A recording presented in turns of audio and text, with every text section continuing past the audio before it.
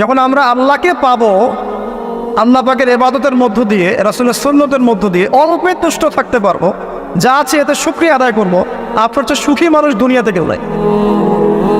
কেউ নাই দুনিয়া। কিন্তু বস্তুবাদিতা আপনাকে এই আকীদা আদর্শ থেকে সম্পূর্ণ ডিমোটিভেট করে দেবে। তো প্রিয় ভাই এবং বোনেরা যারা আলোচনা শুনছেন, আজকে আমাদের প্রথম সবক হওয়া উচিত দুনিয়ার নেশায় আমরা না পড়ি। আল্লাহ পাক আমাদেরকে তৌফিক দান। আল্লাহ পাক আমাদের সবাইকে যারা আলোচনা শুনছি দুনিয়ার প্রেমিক হওয়া থেকে বাঁচাক করি আমি। দুনিয়ার প্রেমিক না, প্রেমিক হবো কার? আল্লাহর আখিরাতের। কতটুকু দাম আছে দুনিয়ার? আল্লাহ পাক বলছেন একটা মাছির পাখার সমানও না। একটা মাছির পাখার কি দাম আছে আপনার কাছে? আল্লাহ পাক বলছেন পুরো দুনিয়ার দাম আমার কাছে যদি একটা মাছির পাখার সমান হতো, তাহলে এই দুনিয়াতে কোনো কাফের মুশরিক পানি পান করতে পারতো না। তার মানে এই দুনিয়াতে যা করো করো, আমার তো কোনো দামই নাই দুনিয়ার। কালকেই তো আমি দুনিয়া ধ্বংস করবো। আর ওই যে দুই জাতির কথা বললাম, জিন এবং মানব জাতি, আপনারা সূরা আর রহমান পড়বেন। রহমান নামটা অনেক ব্যাপক দয়াময়ের নাম, তার মানে আল্লাহ পাক মার্সিফুল, মোস্ট মার্সিফুল। কিন্তু এই সূরা আর রহমানেই একটা ভয়ঙ্কর আয়াত আছে, কি? সানাফরুগু লাকুম আইয়ুহাস সাকলান। হে মানুষ এবং জিন, হে মানুষ এবং জিন, শীঘ্রই আমি তোমাদের দুইটা জাতিকে ডিল করার জন্যে আরেক হচ্ছি, অপেক্ষা করতে থাক। মানে আল্লাহ পাক কুল্লু ইয়াউমিন হুয়া ফি শান, মানে আল্লাহ পাক কি করেন? সবসময় তার কাজে ব্যস্ত আছেন। মহাবিশ্বের তো গ্রহ নক্ষত্র গ্যালাক্সির অভাব নাই, মাখলুকের কোনো অভাব নাই। আল্লাহ পাক প্রত্যেকটা মুহূর্তেই তার কাজে ব্যস্ত আছে, তার কাজে শানে ব্যস্ত আছে। কিন্তু এই ব্যস্ততা থেকে ফারেক হবেন কাদের জন্যে? মানুষ আর জিনের জন্য। সুবহানাল্লাহ, মানুষ আর জিনের জন্য। আল্লাহ পাক বলছেন সানাফরুগু লাকুম আইয়ুহাস সাকলান। দাঁড়াও, দুনিয়ার মধ্যে এইসব করে বেড়াচ্ছ, তোমাদের দুই জাতির জন্য আমি অচিরে ফারেক হব ইনশাআল্লাহ। ওইটাই হলো কিয়ামতের দিন। যদি ওই দিনটা আমরা মাথায় রেখে চলি, ইনশাআল্লাহ আমরা কেউ বস্তুবাদী হব না ইনশাআল্লাহ। আল্লাহ পাক আমাদের সবাইকে দুনিয়া মুসাফিরের মতো থাকার তৌফিক দান করুন। আমরা উন্নতি করব, অবশ্যই অগ্রগতি করব, আমরা সব কিছুই করবো, কিন্তু দুনিয়ার পূজায় ডুবে যাব না। এটা একটা বড় চ্যালেঞ্জ। মানে মধ্যমপন্থী থাকতে হবে, না একদম গোলানো মার্কা আর না চরমপন্থী, মাঝামাঝি থাকার চেষ্টা করতে হবে। আল্লাহ তৌফিক দান। ঢাকাবাসীর জন্য এর চেয়ে বড় কোনো নসিহত হতে পারে না। আর ঢাকার মতো যত মানে সিটিজ, মেগা সিটিজ আছে সারা ওয়ার্ল্ডে, তাদের জন্য এটাই প্রথম নসিহত, বস্তুবাদিতা ত্যাগ করতে হবে, বস্তুবাদিতা। আল্লাহ পাক আমাদের সবাইকে বাকির খাতা পূর্ণ করার তৌফিক দান। এখন একটা লক্ষ্য পেলাম কি জন্য দুনিয়া এসেছে? আপনার ইবাদত করার জন্য। এখন অনেকে ভুল বুঝে প্রশ্ন করতে পারে, তাদের জ্ঞানের স্বল্পতা। আমি ওদেরকে দোষারোপ করবো না, কারণ আমাদের শিক্ষার সমস্যা আছে। আমরা তো সবার মাঝে ইসলামিক সার্বজনীন শিক্ষা দিতে পারছি না। এই কারণে অনেকে প্রশ্ন করতে পারে, তাহলে কি সারা জীবন আল্লাহ বিল্লাহি করতে হবে? আমি কি সারা জীবন তাসবিহ তাহলিল জিকির আজকার নামাজি পড়ে বেড়াবো? তাহলে এটা হলো তার ভুল বুঝ। এই আয়াত সম্পর্কে ভুল ব্যাখ্যা। সঠিক ব্যাখ্যাটা কি? সঠিক ব্যাখ্যা হচ্ছে সূরা হাশরের 7 নম্বর আয়াত। কত নম্বর? সূরা হাশর 7 নম্বর আয়াত। আল্লাহ পাক বলছেন ওয়ামা আতাকুমুর রাসূলু ফাখুযুহ। রাসূলুল্লাহ সাল্লাল্লাহু আলাইহি ওয়াসাল্লাম তোমাদেরকে যা যা দিয়েছেন সব নিয়ে নাও। ওয়ামা নাহাকুম আনহু ফান্তাহু। রাসূল যা থেকে বিরত থাকতে বলেছে সমস্ত বিষয় থেকে দূরে থাক। এখন এই আয়াতটাকে সামনে রেখে কোরআন সুন্নাহকে যদি আমরা ঘাঁটি, আমরা দেখব রাসূলুল্লাহ সাল্লাল্লাহু আলাইহি ওয়াসাল্লাম পেশাব পায়খানা ইস্তেঞ্জা করা থেকে শুরু করে রাষ্ট্র চালানো পর্যন্ত প্রতিটা কাজের হেদায়েত দিয়ে গেছেন। আলহামদুলিল্লাহ, এটা কেউ মানি বা না মানি দিয়ে গেছেন, এটা বিশ্বাস করতে হবে। আমল করতে পারি বা না পারি, নবী দিয়ে গেছেন, বিশ্বাস করতে হবে। দলিল চাচ্ছেন, আপনি সহিহ বুখারী খোলেন, মুসলিম খোলেন, তিরমিজি, নাসাই, আবু দাউদ এগুলো খোলেন, দেখবেন আপনি ইস্তেঞ্জা করবেন কিভাবে, বসবেন কিভাবে, ঢোকার সময় কোন পা দিয়ে ঢুকবেন, বের হওয়ার সময় কোন পা দিয়ে বের হবেন, ইস্তেঞ্জা করার সময় কথা বলতে পারবেন কিনা, কতটুকু বলতে পারবেন, গোসল কেমন করে করবেন, ওযু কিভাবে করবেন, আপনি আগে কি পা থেকে শুরু করবেন নাকি হাত থেকে শুরু করবেন, কিভাবে নামাজ পড়বেন, আগে গিয়ে কি সেজদা করবেন নাকি ইকামত হবে, আজান হবে, আল্লাহু আকবার তাকবীর দিবেন, কিভাবে নামাজ শেষে বের হয়ে আপনি ব্যবসায় চলে যাবেন, কিভাবে আপনি ব্যবসা করবেন, কিভাবে চাকরি বাকরি করবেন, সমাজের মানুষের সাথে মেলামেশা করবেন, মানুষকে দিনের দাওয়াত দিবেন, ইভেন কিভাবে আপনাকে যদি আল্লাহ ক্ষমতা দেন আপনি কিভাবে সোসাইটি মেনটেন করবেন, সমাজ এবং রাষ্ট্র মেনটেন করবেন, প্রতিটা হেদায়েত খুঁটিনাটি কোরআন এবং সুন্নাহ দিয়েছে আমাদেরকে। এই বিশ্বাস আগে রাখতে হবে। এই বিশ্বাস না রাখলে কেউ মুসলিম হতে পারবে না। I am very sorry to say, এই বিশ্বাস না করলে কেউ মুসলিম হতে পারবে না। আগে বিশ্বাস, তারপরে কাজ করতে পারেন কি না সেটা পরের ইস্যু। এবং আমি বলে দিচ্ছি, এই যুগে আপনি 100% পারবেন না, সিম্পল। এই যুগে আপনি 100% পারবেন না, এটা স্বাভাবিক। কারণ এই পুরো বিশ্বটা তো ইসলামাইজড না। পুরো বিশ্ব কি ইসলামাইজড? বরং পুরো বিশ্বটা কুফরের উপর আছে। কিসের উপর আছে? পুরো ওয়ার্ল্ডটাই কুফরের উপর আছে, পুরো ওয়ার্ল্ডটাই। একটা এক্সাম্পল আমি প্রমাণ করতে পারি, একটা এক্সাম্পল খালি। আল্লাহ পাক বলছে সূরা মুলক, রাতের বেলা পড়তে হয় না সূরা মুলক? রাতের বেলা সূরা মুলক পড়তে হয়, যে পড়বে তার কবরের আযাব হবে না ইনশাআল্লাহ। কবরের আযাব থেকে আল্লাহ পাক তাকে বাঁচাবেন ইনশাআল্লাহ। সূরা মুলক তেলাওয়াত করতে হবে রাতের বেলা। এই সূরার প্রথম আয়াতে আল্লাহ বলেছেন তাবারাকাল্লাযী, বরকতময় সেই আল্লাহ, বিয়াদিহিল মুলক, যার হাতে পুরো মহাবিশ্বের ক্ষমতা। কার ক্ষমতা? তাবারাকাল্লাযী বিয়াদিহিল মুলক, বরকতময় সেই আল্লাহ যার হাতে পুরো মহাবিশ্বের ক্ষমতা, সার্বভৌমত্ব। ক্ষমতার বাংলা কি বলতে পারি আমরা? এটাকে ইংরেজিতে আপনারা কি বলেন? আপনারা বলেন সভারেন্টি। কি বলেন? সভারেন্টি বিলংস টু আল্লাহ। এখানে সভারেন্টি বিলংস টু কে? আল্লাহ। কিন্তু এই পুরো বিশ্বের সার্বভৌমত্বের মালিক কি এখন আল্লাহ বাকি আছে? মানুষ নিজের হাতে নিয়ে নিয়েছে। কথা বুঝতে পারছেন? পুরো বিশ্বে আল্লাহর সার্বভৌমত্ব চলে এখন, মানুষের সার্বভৌমত্ব চলে এখন। তো পুরো ওয়ার্ল্ডটাই কুফরের উপর আছে না? বিশ্বটাই কুফরের। এখন বাদ দেন, এই ওয়ার্ল্ডে আপনি 100% ইসলাম ডিল করতে পারবেন না, সিম্পল। কিন্তু আগে বিশ্বাস করেন যে একদম টয়লেট থেকে শুরু করে আসমান পর্যন্ত সব কিছুই হেদায়েত কোথায় আছে, কোরআন শুনে আছে কি নাই? এখন মানতে পারি না, সেটা আমাদের ইস্যু। কেউ বিশ্বাস করেছে, মানতে পারে না, আল্লাহ তাকে মাফ করে দিবে ইনশাআল্লাহ। বিশ্বাস করেছি, মানতে পারিনি, আল্লাহ মানে বিশ্বাস করেছি, আমল করতে পারি না, এটা আল্লাহ। আমল করতে গিয়েছি, প্রতিবন্ধকতা পেয়েছি, সমাজ এমন ছিল না, বিশ্ব এমন ছিল না, আমি পারি নাই, আল্লাহ মাফ করে দাও, ইনশাআল্লাহ আল্লাহ মাফ করে দেবে ইনশাআল্লাহ। কারণ আল্লাহ পাক বলেছেন, কারো আমল নামায় যদি শিরকের পাপ না থাকে, যে কোনো গুনাহ আল্লাহ যাকে ইচ্ছা মাফ করে দেবে। আমল নামায় এখানে শিরকের পাপ রাখা যাবে না, যে কোনো গুনাহ আল্লাহ যাকে ইচ্ছা মাফ করতে পারে। বুঝাচ্ছি, মনে করেন একজন জেনা করেছেন, আল্লাহ মাফ করো।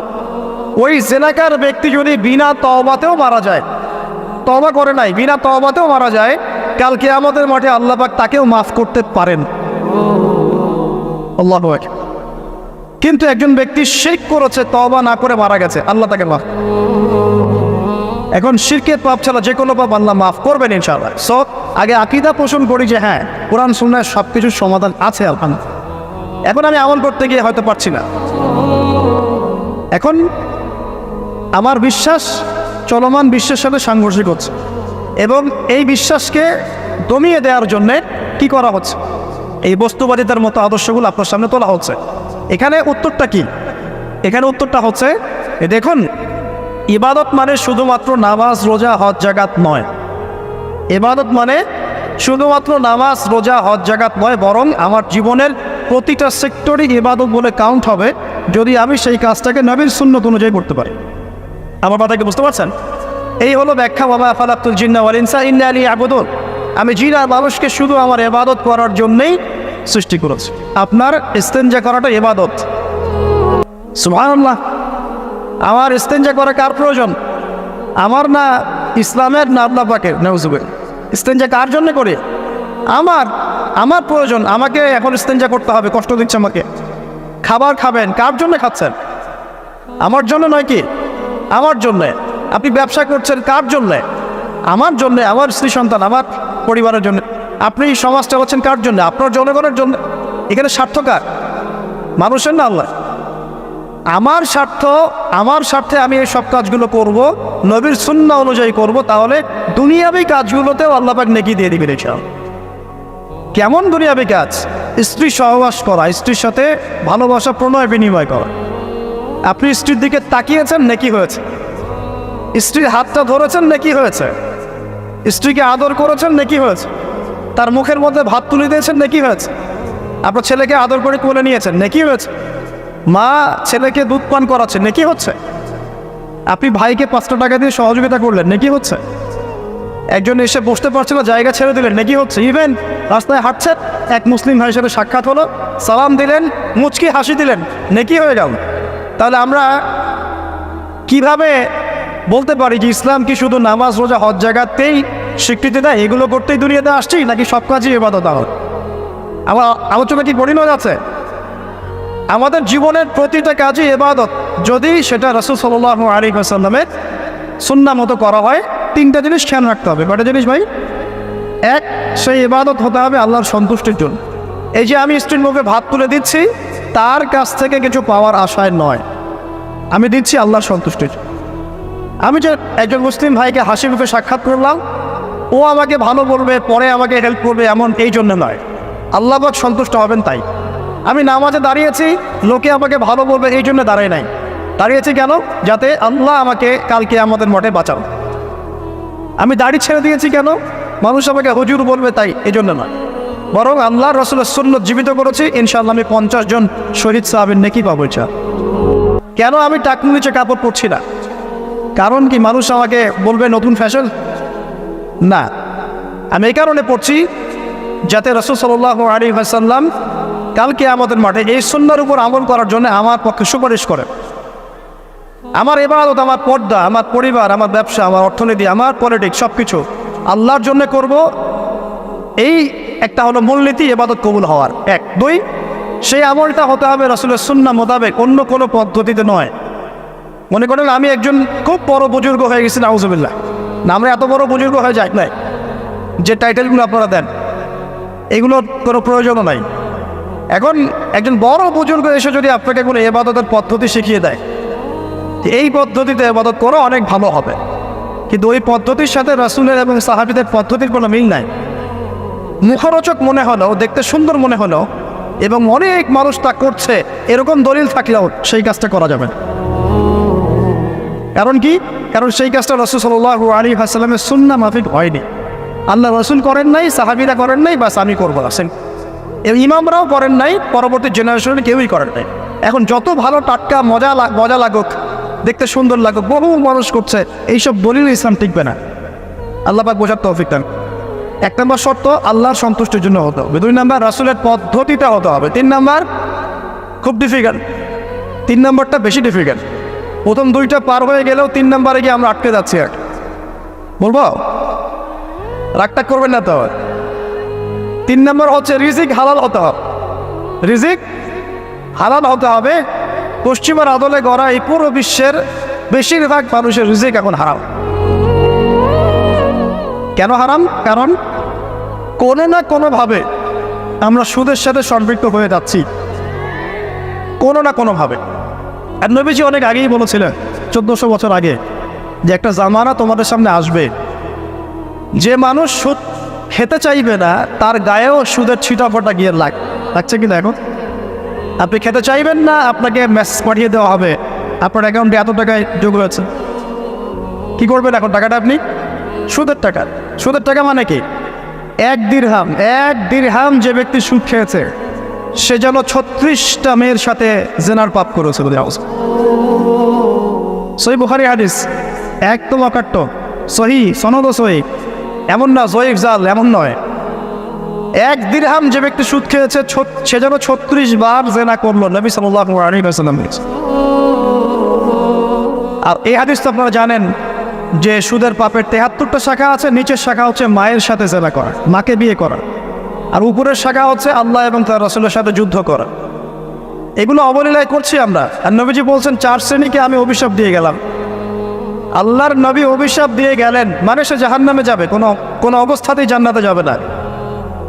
ইল্লা মাশা আল্লাহ। 1, যে সুদ খায়। 2, যে সুদ দেয়। 3, সাক্ষী থাকে। 4, লিখে রাখে। এখন বলেন এই সিস্টেমের বাইরে কতজন মানুষ আছে? এর বাইরে আবার আছে যাকাত না দেয়া, সম্পদ হারাম হয়ে যাচ্ছে। এর উপর আবার আছে ঘুষ জানাদির অনেক সময় চাকরি বাকরি হয় না। আস্তে আস্তে এগুলো আমরা ট্রেডিশন বানিয়ে নিয়েছি। এক সময় আমরা, শোনেন, এটাকে বলা হয় নিউট্রালাইজেশন, মানে স্বাভাবিকীকরণ। খুব কঠিন টার্ম বলে ফেলছি মনে কিছু কিছু।